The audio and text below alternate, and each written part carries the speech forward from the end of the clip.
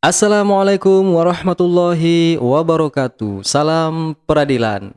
Selamat pagi Sobat Peradilan dimanapun Anda berada. Pada kesempatan kali ini saya sudah bersama dengan seseorang yang jauh di sana, yaitu dari Pengadilan Agama Lahat sebagai tamu spesial kita, bincang-bincang antar provinsi. Eh, saya sudah bersama dengan Bapak Doni Dermawan, SAG MHI. Beliau adalah sekarang menjabat sebagai Wakil Ketua Pengadilan Agama Lahat. Selamat pagi Pak, bagaimana kabarnya? Selamat pagi, alhamdulillah sehat. Salam untuk warga peradilan seluruh Indonesia. Oke, baik Pak. Untuk pertanyaan pertama, mungkin Sobat Peradilan ingin tahu apa sih langkah-langkah untuk menuju peradilan yang agung itu? Oke, kalau kita bicara tentang cita-cita untuk membangun peradilan yang agung, ya tentu kita harus punya strategi dan langkah-langkah untuk mewujudkannya. Kalau menurut hemat saya, ada beberapa tips atau langkah-langkah yang perlu eh, diambil oleh badan peradilan untuk diterapkan dalam rangka mewujudkan peradilan yang agung tersebut. Ada dua hal yang perlu dijadikan pertimbangan. Yang pertama, bagaimana meningkatkan kualitas sumber daya manusia yang terdapat pada badan peradilan tersebut. Karena tentu merekalah yang akan menjalani dan akan mewujudkan peradilan yang agung itu. Jadi untuk itu kita harus mempunyai sumber daya manusia yang berkualitas. Kualitas ini menurut saya ada 3 hal yang perlu kita perhatikan. Yang pertama, kualitas secara intelektual, ya. Kalau kualitas secara intelektual tentu berkaitan dengan kemampuan intelijensi seseorang, kemampuannya dalam menguasai pengetahuan, kemampuan dalam menguasai dan melaksanakan tugas-tugas pokoknya. Nah, itu menurut saya yang pertama. Yang kedua, kemampuan kualitas spiritual. Kualitas spiritual adalah yang berkaitan dengan eee, kejiwaan, berkaitan dengan keagamaan, semangat agamanya, religiusitasnya, kemudian kualitas moral. Kualitas moral berkaitan dengan perilaku tadi. Jadi ketiga-tiga ini harus sejalan, harus terdapat di dalam sumber daya manusia yang ada di badan peradilan. Sehingga dengan adanya 3 aspek ini, insya Allah badan peradilan bisa diwujudkan jadi badan peradilan yang agung itu. Nah, kemudian selain kualitas sumber daya manusianya, juga yang harus diperhatikan adalah kualitas sarana dan prasarananya. Kenapa demikian? Karena tentu kualitas sarana dan prasarana juga mendukung terwujudnya badan peradilan yang agung tersebut. Alangkah naifnya kalau seandainya kualitas SDM-nya bagus, tetapi tidak menunjang sarprasnya, sehingga tidak maksimal juga untuk melaksanakan tugas-tugasnya, sehingga sulit untuk mewujudkan badan peradilan yang agung tadi. Dan sarpras itu apa saja yang perlu diperhatikan? Ya tentu sarpras yang berkaitan dengan pelayanan publik, karena untuk terwujudnya peradilan yang agung itu tentu bagaimana memberikan kepuasan kepada publik dalam hal pelayanan kita. Kemudian kedua, sarpras yang berkaitan dengan penunjang kinerja aparatur peradilan. Jadi dua hal ini, yang pertama bagaimana kita meningkatkan kualitas sumber daya manusianya, yang terdapat di dalam itu ada kualitas intelektual, kualitas spiritual, dan kualitas moralnya. Kemudian yang kedua, meningkatkan kualitas sarana dan prasarana. Ada 2 hal di situ, sarana yang berkaitan dengan pelayanan publik, kemudian sarana penunjang kinerja aparatur. Jadi dua hal ini menurut saya perlu ditingkatkan guna terwujudnya badan peradilan yang agung tersebut. Baik, kita lanjut ke pertanyaan kedua ya Pak. Menurut dari kacamata Bapak, sejauh ini bagaimana sih sistem peradilan yang telah dibangun di negara kita, Pak? Sejak dilakukannya penyatuan badan peradilan di bawah Mahkamah Agung, badan peradilan sudah mulai melangkah ke arah terbentuknya badan peradilan yang mandiri, independen, dan yang mengarah bermuara kepada peradilan yang agung. Karena proses ke arah tersebut sudah terlihat dengan beberapa kebijakan dan program kerja yang dicanangkan oleh pimpinan Mahkamah Agung, kemudian dilanjutkan oleh 2010-2035. Dari cetak biru ini kita bisa melihat arah kebijakan dan target yang ingin dicapai oleh Mahkamah Agung, yaitu yang diimplementasikan oleh badan peradilan di bawahnya. Selain itu, Mahkamah Agung dan badan peradilan di bawahnya juga terus berbenah memberikan pelayanan yang prima kepada masyarakat, serta terus meningkatkan kinerja aparaturnya. Bahkan ketika digadang-gadangkannya era industri 4.0, Mahkamah Agung dan badan peradilan di bawahnya juga mengikuti perkembangan tersebut. Hal ini terlihat dengan penggunaan teknologi informasi yang begitu masif di lingkungan badan peradilan dan Mahkamah Agung itu sendiri. Jadi menurut saya sistem peradilan yang dibangun dari hari ke hari semakin baik seiring dengan perkembangan waktu dan zaman. Kemudian kita bisa melihat bagaimana hasil survei terhadap badan peradilan itu sudah mulai sangat memuaskan. Oke, mungkin selanjutnya Bapak bisa berbagi tips bagaimana sih menjaga kualitas seorang pimpinan itu, Pak? Kalau mengenai peningkatan kualitas pimpinan pengadilan, menurut saya itu sebuah keharusan untuk saat sekarang ini.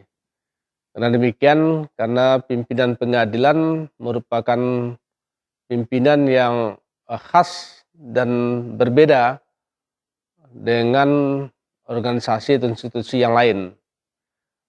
Kenapa demikian? Karena pimpinan pengadilan tidak saja dituntut menguasai ilmu manajerial, tapi juga dituntut menguasai dan terampil berbagai teknis yuridis dan praktek hukum. Jadi oleh karena itu pimpinan pengadilan dituntut untuk memiliki kecerdasan dan integritas tinggi dalam menetapkan dan menerapkan prinsip-prinsip hukum dan peraturan perundang-undangan, serta juga harus memperhatikan nilai-nilai loyalitas kearifan lokal atau local wisdom yang didukung oleh prinsip independensi.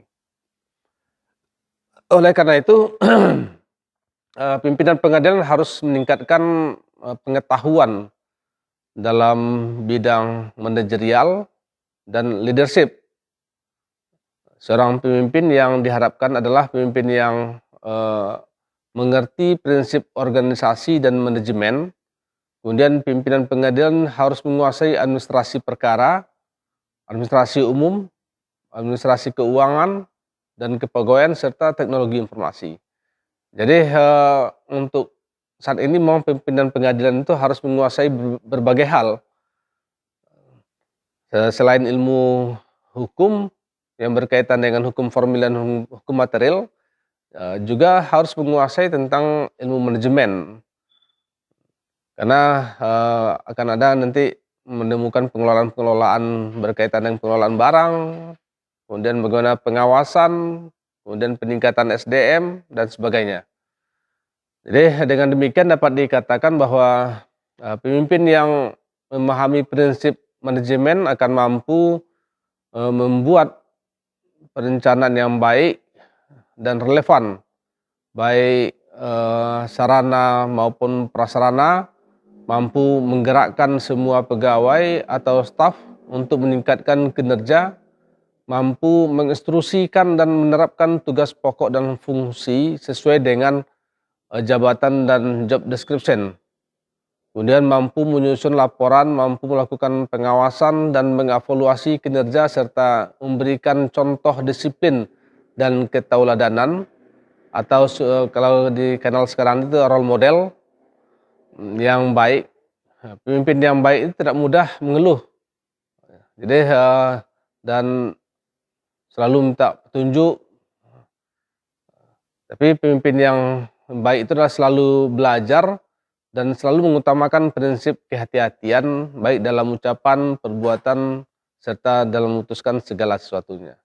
Jadi menurut saya seperti itu, pimpinan pengadilan saat sekarang dan kedepannya dia harus selalu meningkatkan kualitasnya.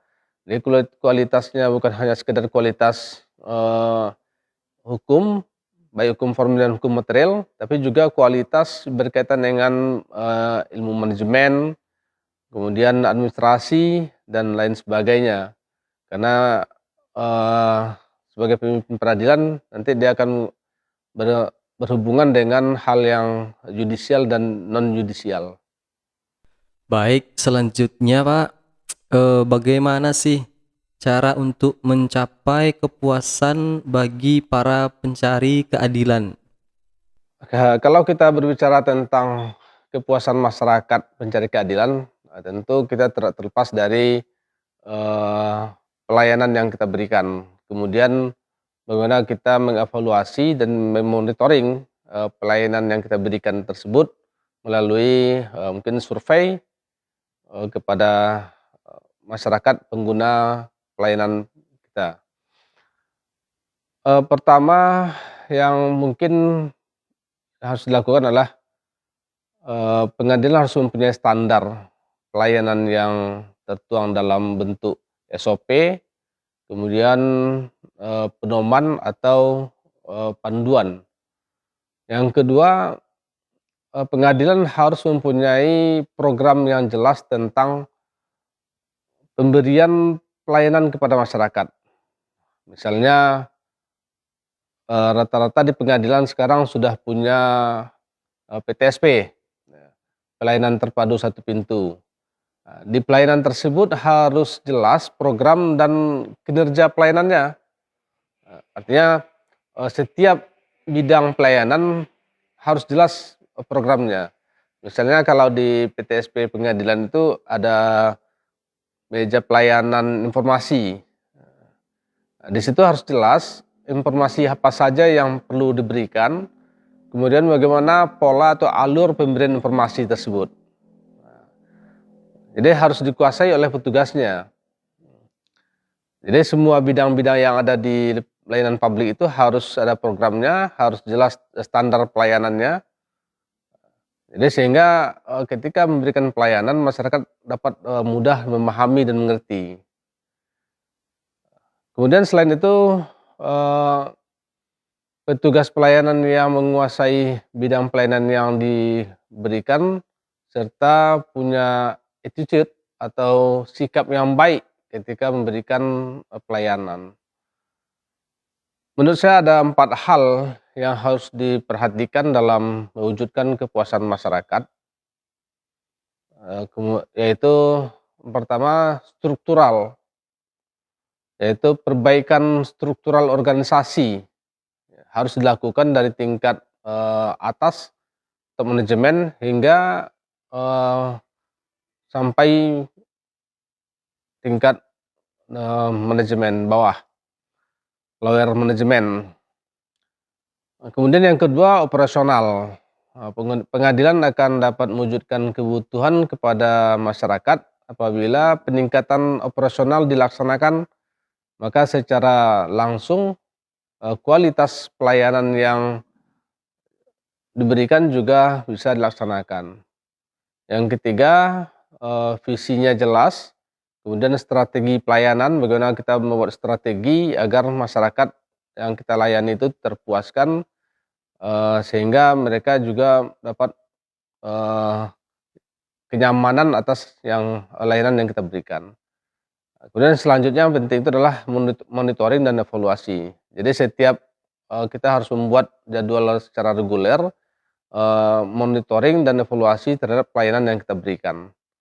Jadi menurut saya seperti itu gimana cara mencapai kepuasan masyarakat pencari keadilan. Untuk pertanyaan selanjutnya, bagaimana cara untuk menumbuhkan rasa kepercayaan masyarakat pada badan peradilan? Kalau kita bicara tentang upaya meningkatkan pelayanan kepada masyarakat, memang kita akui bahwa bermacam persoalan penegakan hukum eh, saat ini memang membuat kepercayaan masyarakat kepada pengadilan menurun.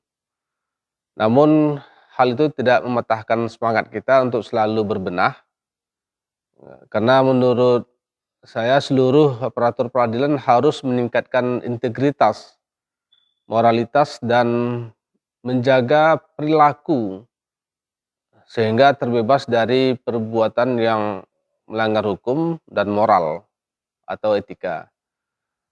Untuk merawat kepercayaan publik itu tidak semudah membalikkan telapak tangan. Kita butuh perjuangan, butuh strategi seperti yang saya sampaikan sebelumnya. Kemudian juga pengadilan harus berusaha berbenah bersih dari korupsi, kolusi, dan nepotisme, kemudian menghapus perilaku-perilaku pungutan liar, suap, gratifikasi, dan sebagainya. Kemudian apa caranya? Dengan cara membangun pribadi aparatur peradilan yang akan menjalani pelayanan tersebut atau yang akan menjalani roda organisasi peradilan. Jadi kita harus selalu berbenah meningkatkan SDM seperti di awal perbincangan kita. Jadi kita harus membutuhkan SDM yang punya kualitas intelektual, kualitas moral dan spiritual tadi itu. Tentu kita tidak semudah apa yang kita bicarakan, kita butuh pelatihan, pembinaan secara kontinu, kemudian pengawasan terhadap perilaku-perilaku dan aparatur peradilan kita. Sebenarnya upaya-upaya yang dilakukan oleh pimpinan Mahkamah Agung untuk mewujudkan kepercayaan publik itu kepada masyarakat mencari keadilan sudah banyak, ya, terutama misalnya dengan menyusun program kerja yang semuanya mengarah kepada peningkatan kualitas pelayanan publik. Misalnya ada program akreditasi penjaminan mutu. Ini mendorong peradilan untuk melaksanakan pembangunan zona integritas dengan penilaian yang dilakukan oleh Kementerian PAN dan RB, kemudian mengimplementasikan transparansi dan akuntabilitas, sehingga dengan upaya-upaya ini diharapkan kepercayaan masyarakat kepada pengadilan semakin membaik. Apalagi sekarang ini masyarakat bisa langsung ikut serta mengawasi kinerja aparatur pengadilan dengan adanya fasilitas pengaduan di setiap pengadilan sampai ke Mahkamah Agung, bahkan termasuk ke Komisi Yudisial. Tentu ini bisa dan upaya untuk mewujudkan kepercayaan masyarakat kepada pengadilan. Oke Pak, selanjutnya berhubung Bapak sebagai pimpinan di kantor, bagaimana sih cara Bapak membangun koordinasi dengan rekan-rekan dan bawahan-bawahan yang berada di lingkungan kantor Bapak? Kalau mengenai cara membangun koordinasi, saya memahaminya koordinasi ini adalah dalam konteks kerja tim ya. Membangun kerja tim ini dengan mengenali kompetensi sumber daya manusia aparatur peradilan yang kita pimpin. Jadi kita harus harus mengetahui kualitas kompetensi sumber daya manusia aparatur peradilan kita. Koordinasi yang baik akan lahir dari komunikasi yang terbuka. Artinya pimpinan harus mampu mengkomunikasikan semua kebijakan-kebijakan dan program-program kerja yang telah ditetapkan kepada seluruh stakeholder yang ada. Sehingga dengan demikian koordinasi akan terbangun dengan baik dan program kerja serta seluruh kebijakan akan terlaksana sesuai dengan tujuan yang akan dicapai. Jadi intinya bagaimana membangun komunikasi yang baik kepada seluruh stakeholder dan terbuka. Tidak ada yang ditutupi. Kemudian apa caranya? Ya mungkin caranya seperti ada rapat, coffee morning, briefing, dan sebagainya. Baik, selanjutnya saya ingin mengetahui bagaimana sih menjaga integritas seorang hakim, Pak. Karena kan kita tahu bahwa saat-saat ini marak sekali itu adanya pungli, gratifikasi, dan macam-macam. Bagaimana itu Pak menjaga integritas hakim agar tetap di jalan yang lurus lah istilahnya gitu. Kalau untuk menjaga integritas seorang hakim, sebenarnya upaya-upayanya sudah banyak dilakukan. Sampai ada pengawasan melekat, kemudian menerbitkan kode etik hakim, kemudian bagaimana menjaga mutu hakim itu sendiri dengan melakukan pelatihan-pelatihan, kemudian laksanakan upaya-upaya pembinaan dan pengawasan secara berkala terhadap kinerja dan perilaku hakim itu sendiri. Jadi kita harus memberikan penyadaran bahwa hakim itu adalah tempat muaranya para pencari keadilan. Jadi oleh karena itu hakim harus mampu menjaga integritasnya. Jadi salah satu upayanya adalah bagaimana kita selalu mengadakan pembinaan dan pengawasan terhadap kinerja dan perilaku hakim itu sendiri. Baik Pak, terima kasih atas waktunya. Semoga sehat selalu dan sukses terus untuk kedepannya. Ya itulah dia tadi Sobat Peradilan, bincang-bincang kita bersama dengan Bapak Doni Dermawan, SAG MHI, selaku Wakil Pengadilan Agama Lahat. Semoga apa-apa saja tadi yang disampaikan oleh beliau bisa menjadi tambahan atau wawasan bagi kita bersama di lingkungan Badan Peradilan Agama se-Indonesia. Sekian dulu video kali ini. Kita akan bertemu di video-video selanjutnya dengan bincang-bincang dengan narasumber yang lainnya di berbagai provinsi. Assalamualaikum warahmatullahi wabarakatuh. Salam peradilan.